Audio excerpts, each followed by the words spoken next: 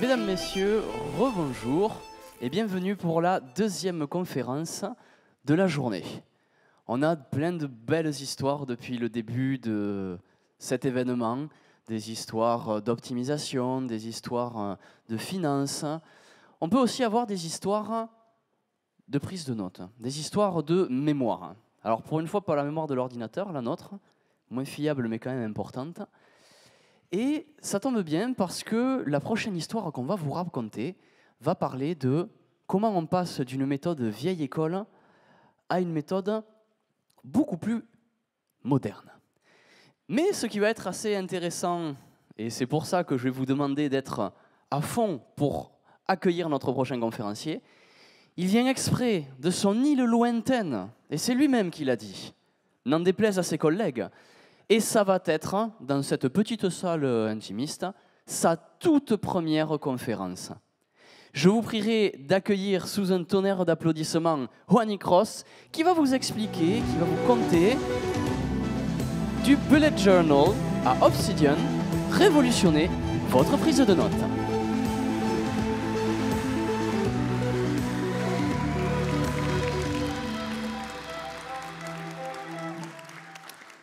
Bonjour à tous, merci d'être présents à ma toute première conf. Je suis impressionné tout autant que honoré d'être ici. Et je commencerai cette conf en demandant parmi vous s'il y en a certains qui connaissent le bullet journal. Est-ce que vous pourriez lever la main? Ah oui, quand même, il y en a quelques-uns. Est-ce qu'il y en a qui pratiquent vraiment le bullet journal dans la salle? Ah, il y a un petit peu moins de mains. Et est-ce que des gens ont déjà entendu parler d'Obsidian? Ah oui, là, il y a quand même du monde. Qui utilise Obsidian régulièrement? Un petit peu moins. Qui utilise les templates d'Obsidian? Il y a 2 personnes. Bon, ben, il y aura des trucs à apprendre aujourd'hui. Du coup, on va démarrer. Alors, tout d'abord, qui suis-je? Ben, je m'appelle Juan Cross. On vous l'a dit, je viens d'une île lointaine, je suis polynésien. Je suis passionné de dev depuis toujours. Hein. J'ai commencé vraiment très très jeune, mais aussi de beaucoup de choses, notamment le kendama que vous voyez sur la photo autour de mon cou. Et tout ça m'a amené à écrire sur ces sujets-là. Et aujourd'hui, j'occupe la place de senior back-end architecte chez Sphere depuis 2020. Alors vous pouvez me voir sur LinkedIn, j'ai un compte aussi sur X, ou vous venez à la cantine pour me croiser chez Sphere. Alors, on va raconter tout d'abord cette petite histoire que j'ai avec la prise de notes en passant du papier au clavier. Donc, mon histoire personnelle avec l'écriture.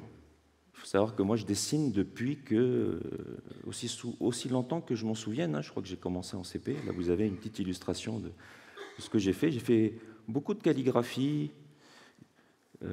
Ça m'a donné vraiment le goût pour l'écriture. Et durant ma vie, j'ai toujours utilisé beaucoup de carnets pour décrire mes projets, notamment le plan de mes cabanes, les fonctions en assembleur pour les jeux que je développais sur mes calculatrices, ou la grande mind map de mon auto-entreprise lorsque j'avais créé ça il y a quelques années. De 2014 à 2020, j'ai arrêté le développement, et à mon retour dans le monde du dev en 2020, il a fallu réapprendre beaucoup de choses. Du coup, j'ai utilisé beaucoup la prise de notes pour structurer et mieux mémoriser ce que j'apprenais. Puis est venue la rencontre avec l'idée de noter quotidiennement ce que l'on fait, le fameux bullet journal. Tout d'abord dans des carnets, puis ensuite avec une version numérique sur la Remarkable, qui est une sorte de tablette sur laquelle on peut écrire. Et j'ai voulu rendre l'accès à mes notes plus rapide et plus pratique. C'est à partir de là que j'ai opté pour un logiciel que je trouve vraiment génial, qui est Obsidian. Et ce talk est un peu le résultat de toutes ces années de pratique de la prise de notes optimisée dans un logiciel qui est dédié. Alors, on va commencer par l'essence même de cet exercice. Pourquoi est-ce qu'on prend des notes? Franchement, notre monde aujourd'hui va vite, voire trop vite, et notre attention est sollicitée sans arrêt. La prise de notes va vous obliger à poser votre téléphone. Franchement, qui peut écrire en regardant Netflix, quoi? Écrire, c'est ralentir le flot d'informations pour vraiment tirer quelque chose. Écrire, c'est graver aussi les informations dans votre cerveau. Vous engagez la vue, le geste et parfois l'audition. Plus vos sens sont impliqués, mieux vous retenez. Vous n'écrivez pas tout ce que vous entendez stricto sensu. Vous devez résumer. Ce travail permet d'ancrer l'information dans votre mémoire sémantique et transforme ainsi votre écoute en savoir. Ça permet aussi d'entraîner votre cerveau. La prise de notes, c'est une sorte de sport mental qui vous oblige à vous concentrer, à synthétiser, à reformuler. Plus vous le faites, plus votre cerveau devient rapide et agile. Prendre des notes, c'est inscrire des idées dans votre mémoire à long terme aussi. En vous inscrivant dans une routine de prise de notes, les connexions entre les idées qui semblent éloignées peuvent se créer. La relecture de ces notes peut aussi favoriser la création de telles connexions. Et en prenant des notes, vous construisez aussi votre bibliothèque personnelle, c'est votre petit wiki à vous, quoi. On peut ainsi accumuler de nombreuses connaissances sur des sujets variés et aborder de nouveaux problèmes qui ne sont jamais rencontrés, parce qu'ils sont similaires à ce que vous avez déjà appris.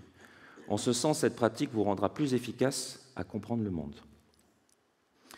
Après, il y a le problème de l'organisation. Prendre des notes dans des calepins que l'on dédie à un calepin par catégorie ou par projet, ça fait beaucoup de calepins. Et beaucoup de calepins, franchement, c'est encombrant. En plus, lorsqu'on commence à accumuler des notes un peu partout, sans organisation particulière, ça reste vraiment difficile de retrouver précisément la page d'une note qu'on se souvient un peu vaguement. Autre point important, lorsqu'on prend des notes, on aime pouvoir écrire immédiatement et ainsi disposer tout de suite d'une feuille blanche sur laquelle on va pouvoir poser nos nouvelles idées.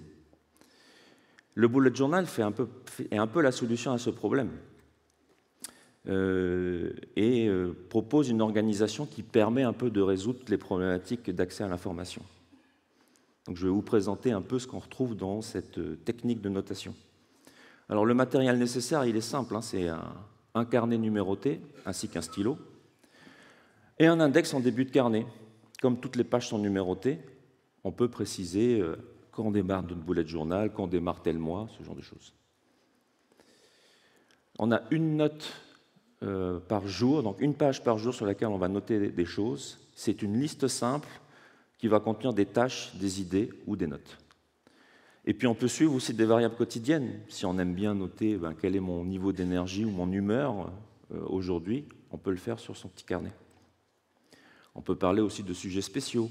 Ce que j'aimais bien, c'est que s'il y a des podcasts qui m'intéressent, j'aimerais bien suivre un peu la liste de tous les podcasts que j'aime bien et je dédiais une page aux podcasts que j'ai écoutés dans mon bullet journal. Et ces pages sont indexées. Dans la première partie, je sais à quelle page je peux retrouver ces pages spéciales. On a une convention aussi de notation dans le bullet journal, on appelle ça le bullet journal key. Ça permet aussi d'avoir une façon de noter qui est un peu standardisée. Donc là, on a un exemple qui est pris sur Internet. Il y a la petite référence. Donc vous voyez, si on fait un carré dans notre journal quadrillé, ça devient une tâche, un point, c'est un événement. Si on le coche, c'est complété. S'il y a juste une partie de la coche, c'est démarré. Voilà, ce genre de choses. Et ça, chacun peut avoir sa propre convention. Alors pourquoi est-ce que moi j'ai arrêté le bullet journal? En fait, je fais beaucoup de choses en parallèle. Et donc, ça va être un peu difficile de lister toutes ces fameuses tâches. Je me retrouvais à faire énormément de tâches par jour. Et comme je n'arrivais jamais à tout terminer les tâches que j'avais prévues dans la journée, je passais mes notes quotidiennes à recopier tout ce que je n'avais pas fait la veille. Et puis bon, quand on note son humeur dans une page quotidienne, après, ces data, si on a sur l'année, qu'est-ce qu'on va en faire, quoi? C'est assez difficile à exploiter, quoi. Et concernant les objectifs à moyen terme ou long terme, ils sont difficiles à suivre quand on fait du bullet journal. On est vraiment dans une vision plus quotidienne, bien qu'il y a des techniques qui existent pour y parvenir. Et puis, bien sûr, c'est impossible de faire une recherche textuelle. Dans un calepin, pas possible. Donc le papier ne me convient plus, c'est pas possible. Donc table flip. Il fallait que je trouve une alternative idéalement numérique. Donc j'ai essayé d'utiliser le carnet numérique là, avec la Remarkable. En fait, j'avais exactement les mêmes problématiques que sur calepin. Je faisais des notes de 300 pages, mais on ne s'était pas si organisé que ça. Et du coup, j'ai recherché des logiciels ou des services dédiés qui permettraient de répondre à mes besoins. Donc je suis parti sur OneNote, Evernote, Keep, Notion, qui était un des meilleurs candidats. Moi, ce qui me gênait, c'est que les données, elles étaient entre les mains d'un service tiers, quoi. Alors, il y a une autre solution qui s'appelle Joplin, hein, qui est aussi une solution open source. Même qu'on ne venait pas, il y avait, même si elle est open source, il y a des choses qui n'allaient pas dans le feeling avec ce logiciel-là. Du coup, pour moi, c'est Obsidian qui est devenu le logiciel presque parfait, parce que, bien sûr, il a quand même des défauts. Le gros avantage, c'est que je reste propriétaire de mes données, et ça utilise un format Markdown. Donc, bon, vous êtes pour la plupart dans le métier de l'informatique, vous savez très bien ce que c'est. Ça permet de créer du formatage juste avec une convention de texte. Le rendu est basé sur un moteur web, donc on reste dans le domaine du connu. Et le produit est gratuit et multiplateforme. Il n'est pas open source, mais il est gratuit. Et il bénéficie d'un écosystème de plugins open source vraiment très impressionnant. Je crois qu'on a plus de 2500 plugins disponibles. Et il est disponible à cette adresse, obsidian.md pour Markdown. Alors, qu'est-ce qu'on retrouve dans les fonctionnalités de Obsidian? On a un coffre qui contient en fait un ensemble de fichiers et avec un petit navigateur qui est intégré. On a un éditeur Markdown intelligent qui permet de faire une saisie qui est un peu plus sympa que du simple texte. Le rendu est un peu WYSIWYG. On a une fonction de canvas pour pouvoir composer des notes. Bon, vous imaginez un Miro, mais c'est en local sur votre logiciel. Il y a une gestion des daily notes. Donc là, on recommence à aborder un peu le sujet du bullet journal. On peut faire des diapositives. Bon, je n'ai pas fait des diapositives sur cette présentation avec le logiciel, mais c'est possible de le faire. On peut enregistrer aussi l'audio, donc sur son téléphone, tac, un bouton, et tout de suite, c'est dans notre coffre. Et puis, on a une vue graphique qui nous permet de voir un peu graphiquement l'arborescence de toutes les notes qu'on a et comment elles sont interconnectées entre elles. Ça, c'est pas mal, je vous ferai une petite visualisation de cet effet. Alors, quand on parle de multiplateforme, on parlait aussi de synchronisation, parce que c'est sûr que si les données sont en local, je veux qu'elles soient sur mon ordi local, mais sur mon téléphone, obligé de faire une synchronisation. Alors, comment est-ce qu'on fait? Il y a une offre de service intégrée qui s'appelle Sync. Alors, préalablement, elle était à 10 $ par mois, elle est passée à 4. Parce que moi, je mettais 10 $ pour moi, c'était hors de prix pour ce que ça faisait, parce que le coffre, il est pas si lourd que ça, quoi, il fait quelques mégas. Sinon, on peut utiliser les stockages cloud, classiques, donc iCloud, Google Drive, Dropbox, et à vous de mettre en place les systèmes pour que tous vos devices soient connectés. Et après, il y a d'autres solutions qui sont un petit peu moins connues. SyncSync, qui est une solution open source qui permet de faire de la synchronisation de fichiers en peer-to-peer, de façon sécurisée. Ça, moi, je l'utilise beaucoup, et franchement, c'est vraiment très bien, parce que là, toutes mes données, elles restent sur mes devices, et elles ne sortent sur aucun service. Et puis, on peut aussi utiliser Git. Bon, à noter quand même que le plugin Git est considéré comme instable sur mobile. Donc, dans mon écosystème de configuration, j'ai un poste qui sauve toutes mes modifications dans un Git personnel. Mais c'est uniquement pour archivage. On va voir un peu la vie de mon coffre et comment est-ce que j'utilise Obsidian. Alors, une petite précision quand même sur les données de mon coffre. Donc, vous voyez beaucoup de choses.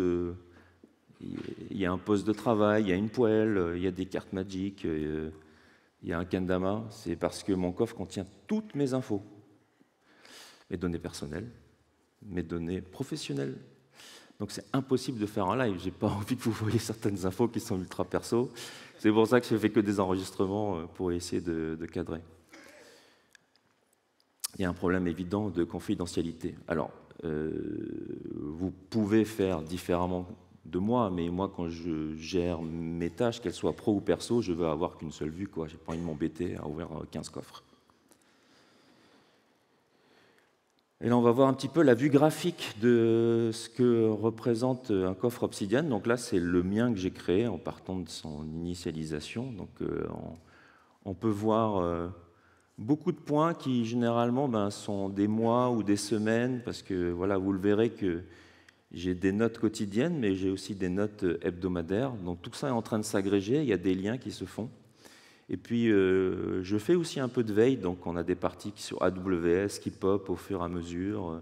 Je fais des entretiens avec mes collègues de chez Sphere, donc les entretiens que je fais apparaissent aussi et j'ai des liaisons avec leurs profils qui sont directement disponibles. Donc vous voyez, ça fait quand même quelque chose qui est un peu organique et qui est intéressant. L'organisation de mon coffre. Alors, qu'est-ce qu'on y retrouve aujourd'hui? Donc, il y a une petite arborescence, on ne voit pas forcément très bien, mais je vais... Oula, excusez-moi.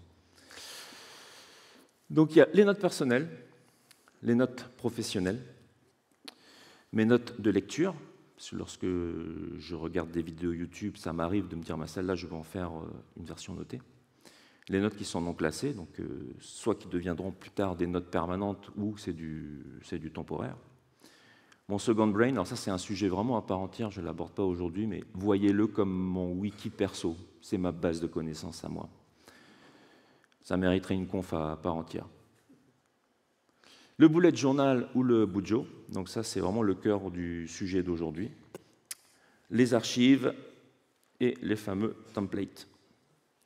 La structure d'une note, donc une note c'est un fichier MD pour Markdown. Donc l'entête est en front matter, pour ceux qui ne savent pas, c'est 3 tirets, et c'est format type YAML pour y préciser des métadonnées, et on le ferme avec les 3 tirets, ça permet de déclarer de la métadonnée sur un fichier Markdown.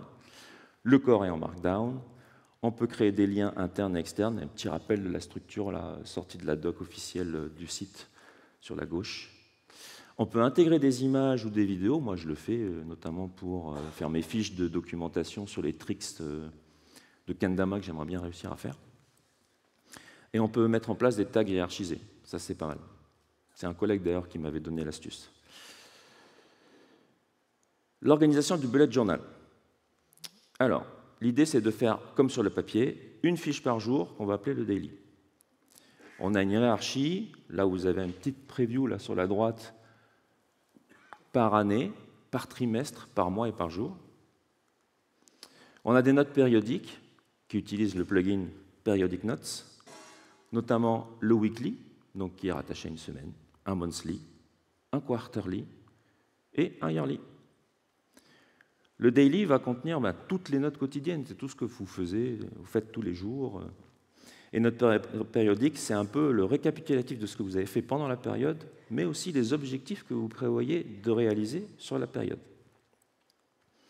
On va parler aussi des tâches dans Obsidian, c'est un sujet qui est intéressant et qui m'a donné envie vraiment d'utiliser Obsidian, notamment avec le plugin Task, qui est extrêmement puissant.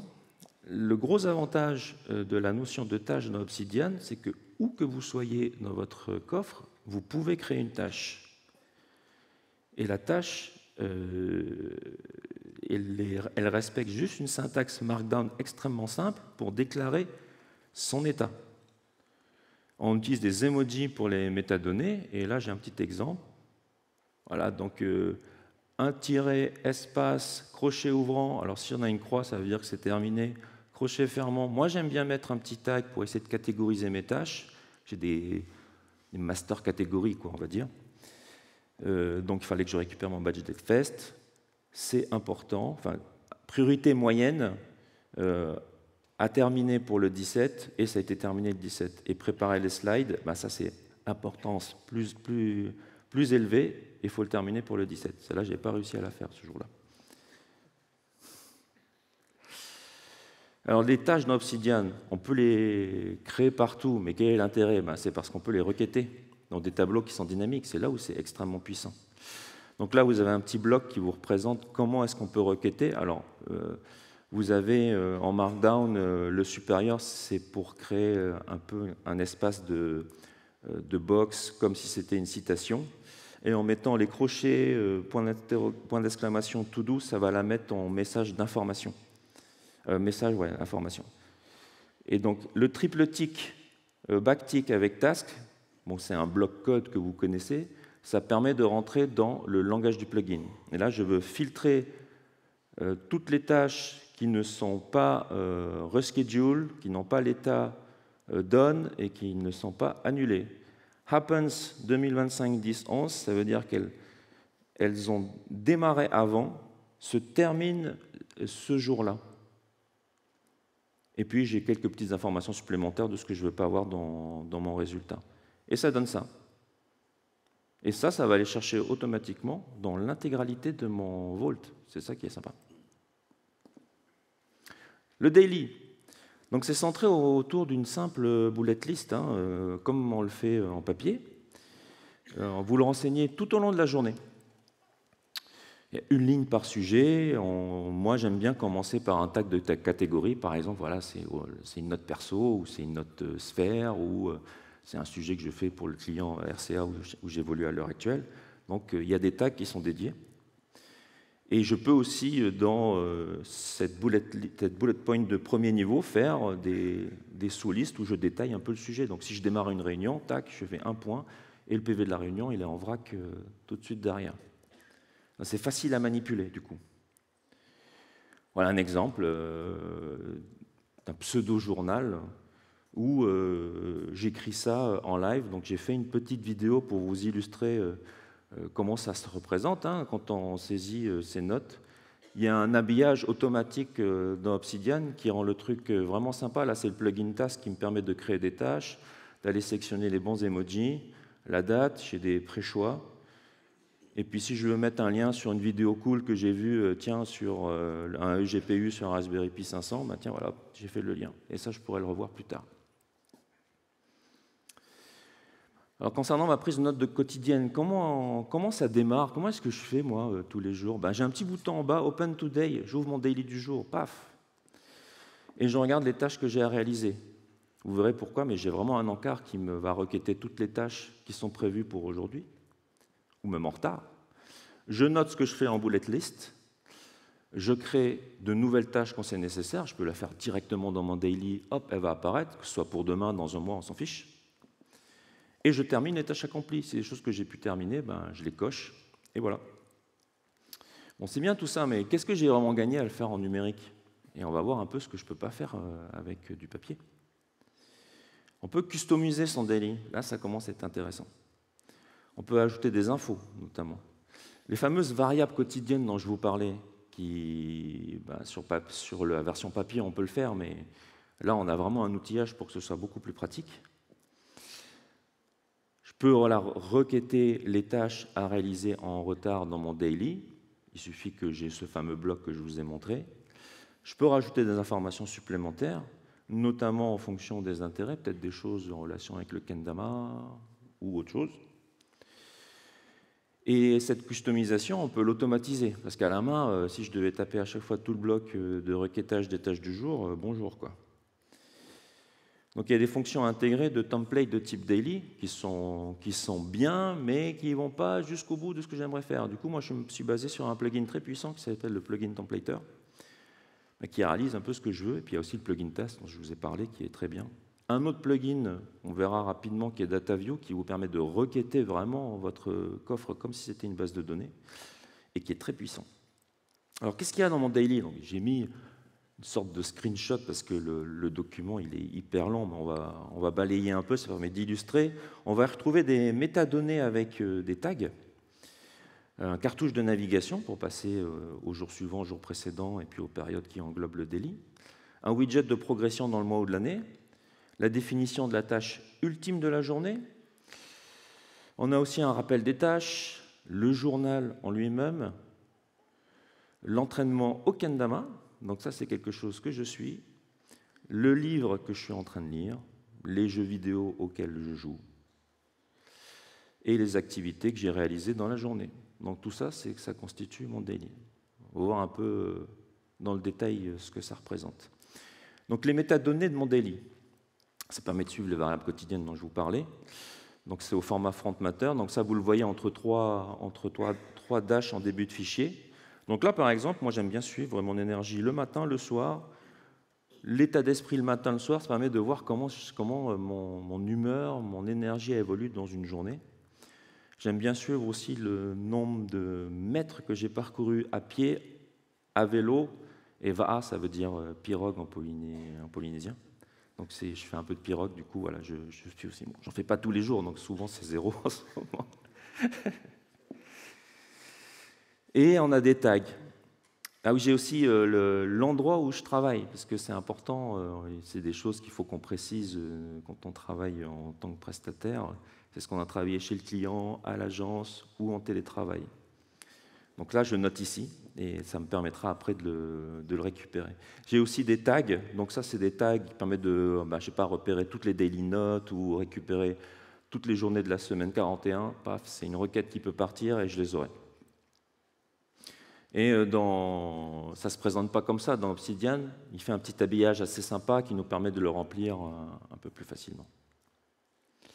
La barre de navigation, donc ça permet de passer rapidement au daily précédent et suivant, à la semaine associée, au mois associé, au trimestre et à l'année associée. Donc c'est un gros bloc comme ça de code. Là, on a des liens en fait vers des pages du Vault.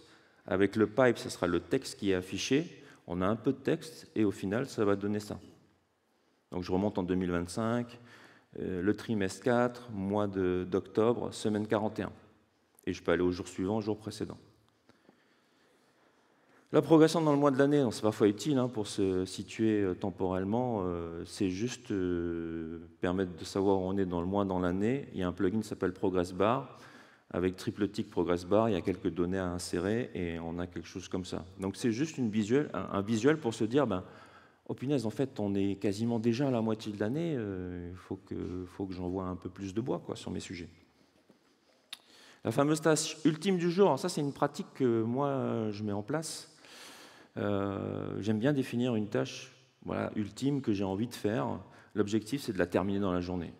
Bon, en vrai, il y a plein de fois où j'y arrive pas. En l'occurrence, dans l'exemple suivant, c'était le samedi 11, il faut que j'ai terminé toutes les slides de mon talk. Non, pas réussi. J'ai continué un peu plus tard encore. Le rappel des tâches. Donc ça, c'est le petit bloc que vous voyez où on fait de la requête. Donc j'ai un peu flouté parce qu'il y a des trucs perso et tout. Mais vous voyez, ça fait quand même une chose assez conséquente. Si ça, vous n'avez pas à le faire dans la journée, vous devez le recopier le lendemain sur du papier, c'est l'enfer, quoi. On peut facilement, en cliquant sur la petite icône juste à côté de la petite note, faire un report de la note à plus tard, jour suivant, dans 2 jours, dans 1 semaine, dans 2 semaines, dans 1 mois. Et avec la petite icône à côté, on peut l'éditer.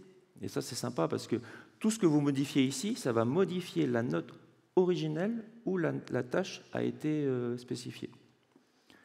Plutôt que d'aller ouvrir, changer les méta, non, là, tout est fait automatiquement. Les routines quotidiennes dans le daily. Alors, qu'est-ce qu'on appelle routine? C'est des choses qu'on a envie de suivre ou de faire. C'est des choses que j'ai envie de suivre quotidiennement. Ça permet de suivre notamment des sujets passion. Alors, en l'occurrence, le kendama. Moi, j'aime bien suivre ce que je fais en kendama. Donc, j'ai une petite routine, voilà. Kendama, entraînement. Kendama minute played. Donc, j'ai fait 1 heure. Et j'ai réussi une nouvelle figure, Around Stall, et la figure que j'ai réussi, que j'avais déjà fait avant, Around Denmark. Et ça a ce rendu-là. Alors vous allez me dire, c'est bizarre cette expression Kendama Minute Played. Alors en fait, ça, voilà, c'est un format particulier qui va être interprété par DataView. Ce sont des données requêtables à l'intérieur du document. Parce que généralement, il va pouvoir requêter plutôt des métadonnées. J'aime bien aussi suivre le livre que je suis en train de lire. Donc ça se présente comme ça. On a le titre du livre, un lien qui va afficher la couverture et la progression dans le livre. Donc je peux directement cliquer pour mettre des notes de lecture si je suis en train de le lire. Les jeux vidéo aussi, bon, j'aime bien les jeux vidéo. Voilà. Là, en l'occurrence, sur ce daily-là, je jouais à Céleste et à MTG Arena. Et ça se représente comme ça. Alors les données, elles sont pas pareilles parce que là, c'est des choses qui sont spécifiques à chaque jeu. Et vous voyez, on a aussi un suivi on a pareil aussi les fameuses variables qui sont traduites de l'autre côté, visuellement. Alors les tâches, ça permet de se rendre compte du travail réalisé. Les tâches qui sont terminées aujourd'hui, voilà le bloc qui permet de les définir. Et quand j'ouvre la fin, quand je scrolle sur la fin de mon daily, je dis « Ah, j'ai quand même réussi à faire 3 tâches, c'est bien ». C'est juste pour sa propre satisfaction. On peut aussi essayer de se rendre compte des notes qu'on a prises. Ça, c'est des choses qui nous permettent de voir que on a quand même fait un peu de rédaction. Et ça, c'est pareil, ça fait partie des choses que vous faites quotidiennement. si vous travaillez sur vos projets, voilà, de voir que vous avez écrit une tâche là-dessus, c'est un peu une mémoire de ce que vous avez pu réaliser. Concernant les notes périodiques, ça permet de développer une vision court, moyen, long terme, et on va le voir dans cette partie ce que ça représente. Donc, les notes périodiques sont associées à une période qui va englober les daily. On va pouvoir y mettre les objectifs de la période concernée, mais aussi le récapitulatif. Y mettre également des statistiques. Donc là, on a un exemple avec 2025. Donc j'ai des tâches récurrentes que j'ai cachées. Mais les objectifs de l'année, voilà, valider une formation sur machine learning, participer à la conception de l'activité de DFS, blablabla. Ça, c'est des grands objectifs que je me suis donnés quand j'ai ouvert l'année. Il y a une sorte de rituel quand on ferme et on ouvre une période. Donc il faut revoir les objectifs précédents, récapituler la période écoulée, relire et reformuler tout ce qu'on a fait durant la période et définir de nouveaux objectifs. Alors qu'est-ce que ça veut dire revoir les objectifs précédents? Moi, ce que j'aime bien, c'est, tiens, cette semaine est terminée, qu'est-ce que j'avais prévu? Du coup, je peux définir, ah, celui-là, j'ai réussi à le terminer, ça, j'ai réussi à annuler, à reporter, ou ça, c'est en cours. Donc, je mets juste des petites icônes sur ma partie objectif du mois, quoi. Donc, c'est ma propre convention. Et pour la période qui vient de s'écouler, on fait aussi un récap. Donc, moi, je garde que ce dont je veux me souvenir. Pour un weekly, je vais lire tous les daily. Et puis, je vais faire un récap par catégorie. Pour un monthly, je vais relire les weekly plus les daily frontières parce que les semaines ne finissent pas et ne commencent pas forcément pile en premier ou fin de mois. Pour un quarterly, je vais lire les monthly et pour un yearly, je lis tous les quarterly du yearly. Alors quand on se définit de nouveaux objectifs, d'avoir fait la revue des objectifs précédents, elle va vraiment nous servir parce qu'on va recopier les objectifs qu'on s'était fixés, soit qui sont en cours, soit qui sont reportés. Et puis on peut revoir aussi l'objectif que vous étiez fixé dans la période parente. Quand vous ouvrez une nouvelle semaine, il y a ce que vous n'avez pas pu réussir, mais la semaine appartient à un mois. Qu'est-ce que j'avais prévu dans ce mois-là? Donc on va en prendre. C'est le moment de commencer ça. Voilà, donc je vois le monthly pour les objets d'un weekly en l'occurrence. Et puis on peut rajouter des sujets qui ne sont pas prévus. C'est possible que quelque chose tombe et qu'il n'est pas dans la classe de tout ce que vous avez prévu depuis le début de l'année. Les statistiques de la période. Excusez-moi, je vais boire un peu d'eau. Donc là, c'est avec le plugin DataView. Ça permet de faire des dashboards statistiques visuels de la période. Alors, c'est un exemple, là, sur une période d'un mois. Le nombre de parties de Magic que j'ai fait, les nombres de parties que j'ai jouées, les victoires, les défaites, et du coup, un win rate. Et en bas, vous avez aussi le nombre d'heures et de minutes en kendama. Également pour mes trajets en vélo, à pied ou en VA, j'ai un petit graphique. Et le fameux lieu de travail, vous le voyez tout en bas, c'est des icônes qui me permettent de savoir où est-ce que j'étais, à la maison, chez le client ou à l'agence. Donc pour ça, on va utiliser les templates, qui permettent d'automatiser ce que je recopiais moi manuellement sur le papier. Alors, les templates d'Obsidian, il y a un mécanisme qui est intégré et permet de préparer la structure d'une note. Il supporte uniquement les daily dans sa version intégrée. Et il n'y a pas de langage vraiment de langage de templating, quoi. On a uniquement des placeholders, notamment la date du jour, le nom du fichier, ce genre de choses. C'est là que le plugin templater arrive et ajoute tout ce qui manque. Alors, vous pouvez vous demander, mais comment est-ce qu'on installe Templater? C'est valable pour tous les plugins. Mais comme j'en parle dans cette conf, je vous montre. Donc, on a un petit bouton qui permet d'accéder aux paramètres de Obsidian. On clique sur le bouton Module complémentaire. On a un bouton Parcourir pour voir l'ensemble de ces plugins complémentaires. Et en recherche Templater, il y a un bouton Installer et c'est plié. Donc, c'est vraiment très rapide à faire. Comment fonctionne le plugin Templater?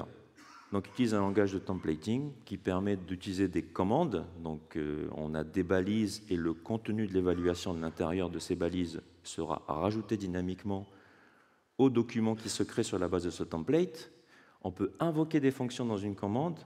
Par exemple, là, sans rentrer dans le détail, mais voilà, TP, c'est un objet contextuel pour accéder au tooling de Templater. Je peux récupérer la date d'hier et la formater. Ça permet aussi d'exécuter du code JavaScript, donc c'est assez puissant. Je n'irai pas dans le détail, mais voilà, en fonction du nom du fichier, on peut afficher un texte ou un autre. Le plugin templater, il se configure de la manière suivante. Donc il y a un répertoire où on va mettre tous nos templates, on le définit. Moi, j'ai une nomenclature de nommage de fichiers que vous avez vu qui est très précise. Et donc il y a une partie qui permet d'avoir le bon template qui est sélectionné en fonction du nom du fichier. Et ça, c'est très pratique, parce que si vous ouvrez un weekly et qu'il vous applique un template de daily, ah, ben non, il faut tout effacer, ce qu'on ne voulait pas. Là, il le fait automatiquement. Et du coup, voilà, dans mon coffre, j'ai 4 fichiers de template. Bon, je n'ai pas de yearly, parce que je n'en fais pas tous les 4 matins. Ça, je le fais à la main.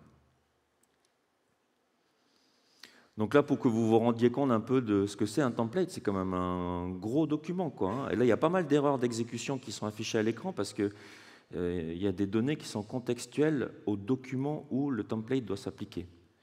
Mais on peut passer quand même en vue source, et là, ça nous permet d'aller faire les modifications sur le template sans avoir ces fameuses erreurs. Donc là, on était sur le daily, il y a aussi un monthly avec les différentes catégories, voilà, sphère RCA, perso, tech, MTG, Kendama. Et si on regarde par exemple sur la journée d'aujourd'hui, j'ouvre une nouvelle journée, paf, il m'applique le template. Il m'a tout pré-renseigné et j'ai plus qu'à dire, ah bah tiens, l'énergie du matin, j'étais à 10, ouais. Et aujourd'hui, mon mood, c'est cool. Voilà. Template daily. Alors, les variables calculées pour le template, ça commence par ça, comment un template daily. Donc, moi, je crée des variables qui seront utilisées tout le long du template. Donc, principalement, ça va être les chemins vers les fichiers rattachés, quoi. Donc, il y a une histoire de pattern.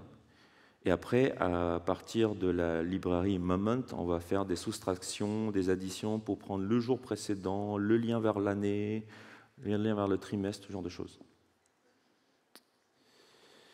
L'entête front matter, donc pour ne pas être dans une interprétation front matter, parce que c'est aussi un fichier MD, un template, on fait un bloc de type commande évaluation et on envoie les 3 tirets.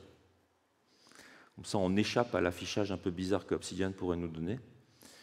Et dedans, j'y mets toutes mes valeurs, soit mises à 0, soit qui sont calculées. Et là, en l'occurrence, ce ne sont que les tags qui sont calculés. Et voilà le rendu. La barre de navigation qu'on avait vue tout à l'heure, donc tout ça, c'est calculé sur la base des variables qu'on voit au-dessus. Et on obtient quelque chose qui automatiquement, c'est quand même mieux que ça le fasse à notre place, parce que sinon, ça mettrait vraiment beaucoup de temps. Et concernant les tâches en cours, donc on utilise le mot-clé happens, qui permet de matcher la date prévisionnelle de début ou de fin de la tâche. Donc là, on a un fameux bloc, qu'est-ce que je dois faire aujourd'hui? Happens à la date qui provient de la variable, et ça va me faire le bon bloc qu'on a vu. Alors sur les livres en cours, là, je ne vais pas rentrer dans le code, mais c'est quand même intéressant de voir le mode de fonctionnement. Le template va rechercher dans un répertoire qui s'appelle personnel livre.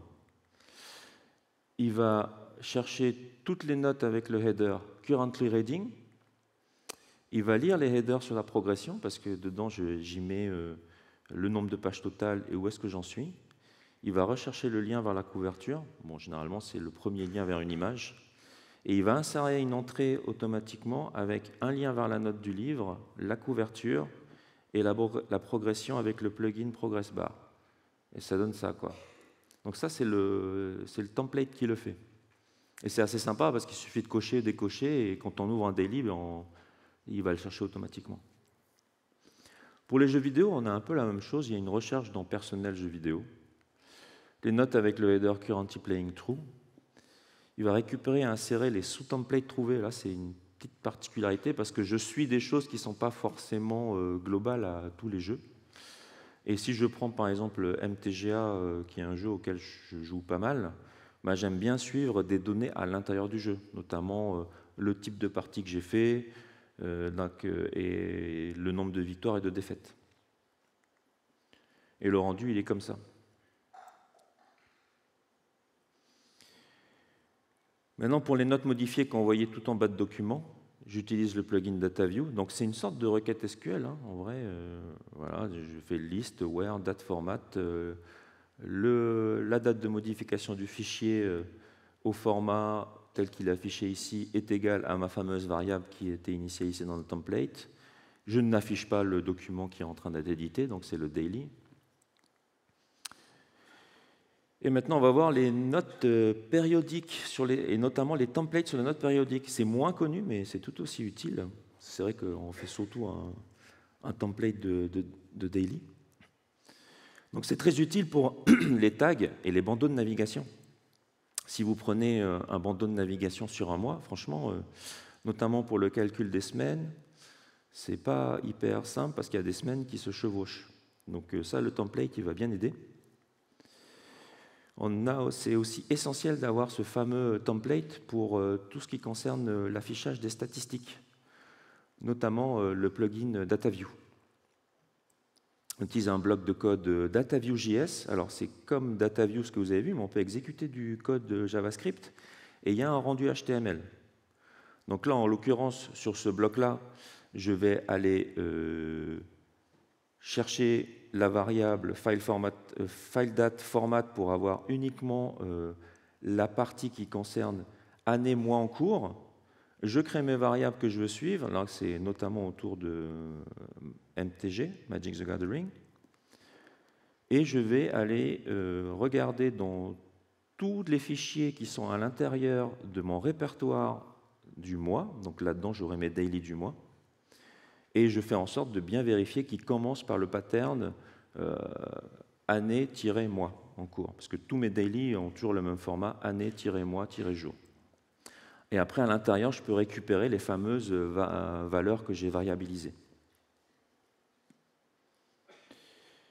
Et dans la suite, bon, je ne mets pas tout le code parce qu'il est beaucoup plus lent, je vais récupérer l'image qui est une image standard dans un répertoire à la racine pour le logo de Magic.